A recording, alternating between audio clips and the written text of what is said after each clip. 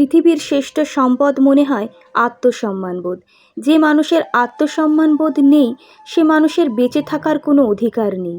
পৃথিবীর সমস্ত সম্পদও যদি কোনো আত্মসম্মানবোধহীন মানুষের কাছে থাকে তা বড্ড মূল্যহীন। আর যে মানুষ বিবেকহীন সে মানুষ তো হিংস্র কোনো পশুর থেকেও হিংস্র। কোনো হিংস্র পশুর সামনে যদি আমি আমার প্রাণ ভিক্ষা করি সেই পশুটি হয়তো আমাকে ছেড়ে দেবে, কিন্তু বিবেকহীন মানুষেরা বড় নিষ্ঠুর, বড় বিপজ্জনক।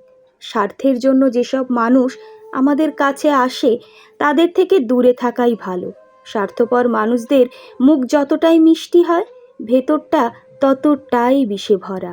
আর এই গুণসম্পন্ন মানুষগুলোর থেকে যত দূরে থাকা যায় ততই মঙ্গল।